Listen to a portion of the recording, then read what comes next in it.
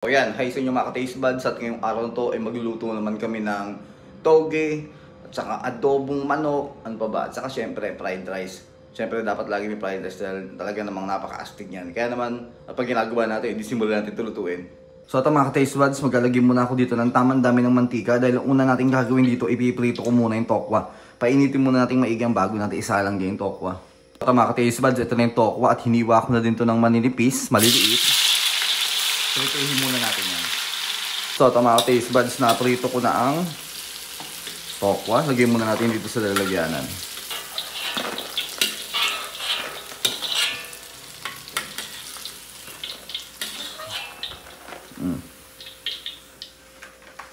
Then ngayon, magbabawas muna ako ng mantika. Yan, at dahil nakapagbawas na ako ng mantika, okay na yung ganyan dami. Lagay na natin ito. Bigis na natin sibuyas, bawang, kamatis.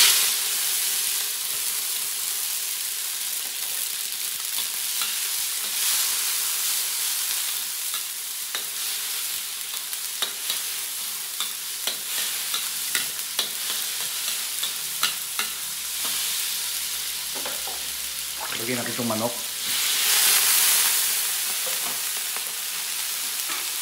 Lagyan tayo paminta.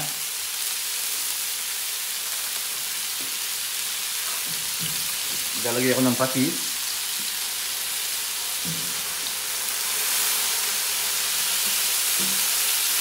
Kaya haluin muna natin yan.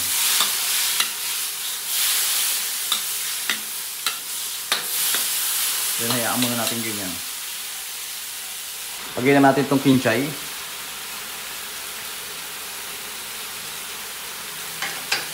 Lagyan tayo ng konting tubig.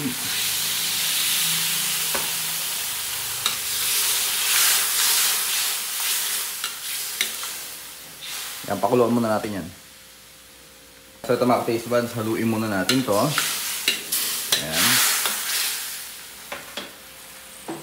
Then lalagyan natin itong toge. Ito yung nabibiling toge na meron ng mga carrots, ganyan. Pero hindi naman karamihan.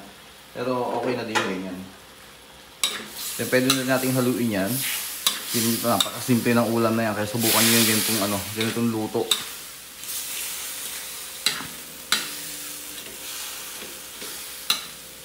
Siguro magdadagdag pa ako sa sabaw. Dagdagan natin. Kasi parang medyo masyado siyang dry. Kaya kailangan natin dagdagan ng Then magdadagdag na lang tayo ng patis. Dahil nagdagdag tayo ng tubig.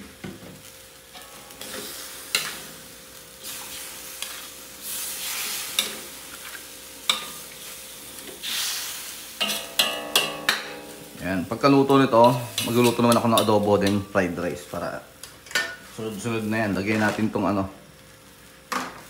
tokwa.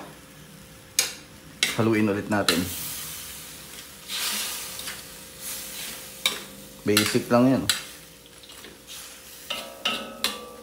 Ayan, hayaan mo natin maluto. So ito mga ka-taste buds, so luto na itong toge. So next naman natin yung adobo. Ang sarap niya, no? Ilalagay ko muna to sa lalagyanan. So ito mga ka-taste buds, dahil nailuto natin ng toge, maglalagay naman ulit ako ng mantika. So nalinis ko na yung mantika, tuloy yung kawali. Medyo nilinis ko, pero okay na yung ganyan. So painitin muna natin yan. Dahil magigisa naman tayo pang adobo naman.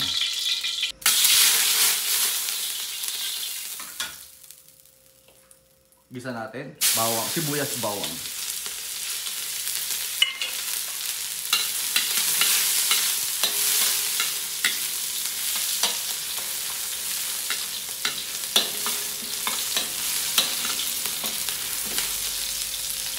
Lagyan natin ng manok. Paminta. Haluin.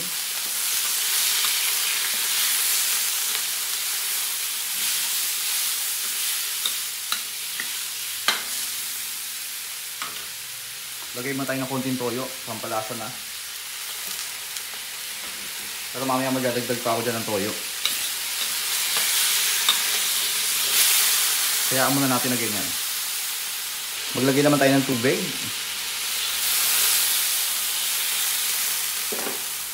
Haluan natin. Haluan tuloy. Haluin pala.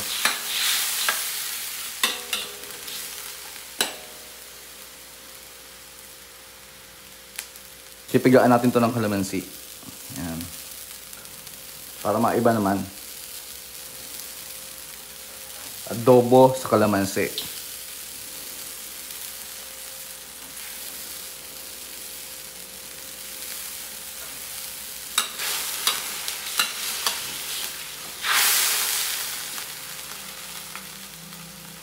And kapag ganyan na yan, magdadagdag na ako ulit ng toyo. Dadamihan na natin yan. Haluin muna natin. Yan. Lagay tayo ng dahon ng laurel, bay leaf. Bay leaves dahil marami. Ang pasarap.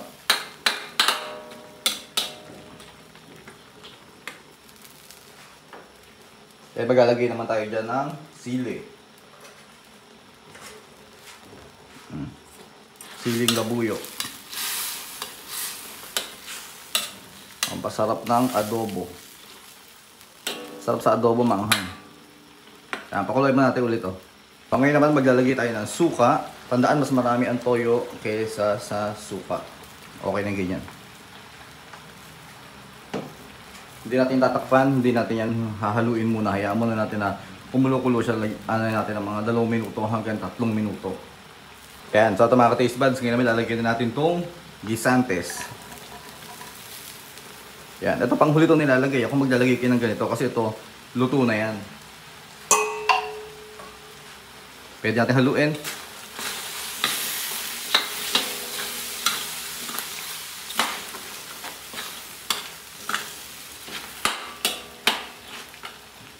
Medyo tikman natin dito. Wow, sarap. Lagay tayo asukal.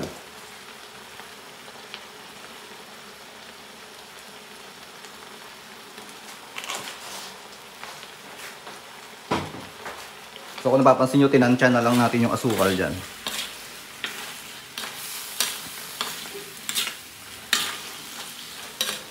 Dito na rin ako magpa-fried rice para may lasang adobo yung fried rice. So, mangyayari sa adobo is adobo, fried rice.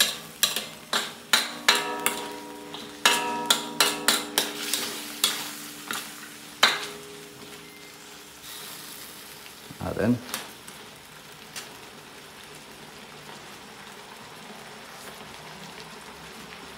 Wow, sarap. Yan, so ito mga ka-taste buds, luto na oh.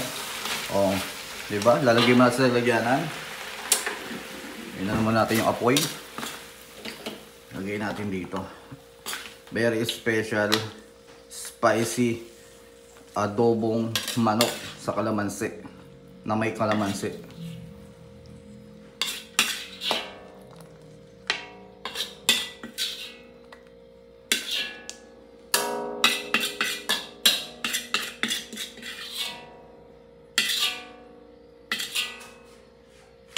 Sarap ng sarsa. Sarsa pa lang niya, ulam na. Luto naman tayo ng fried rice. Maglalagay muna tayo dito ng mantika. Ayan, painitin muna natin yan. Gisa naman natin ng bawang. May sili pa yung ano, yung bawang.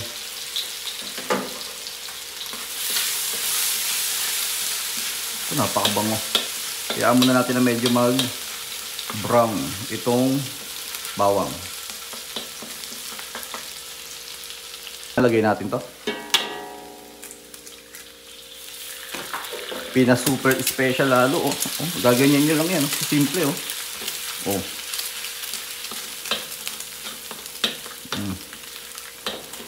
Pangmalakasan.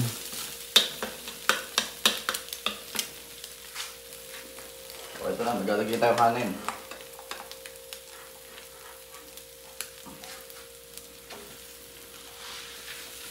Boy, yung kanin, fried rice, astig.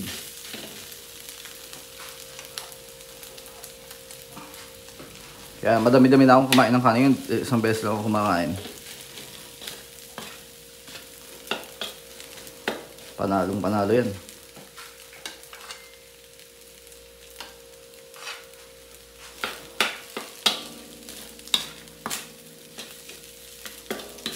Ganyan na kasimple mag adobo fried rice with egg. Full pack, pati fried rice, overload. So ito mga ka-taste buds, luto na. Yan ang fried rice, buhaghag.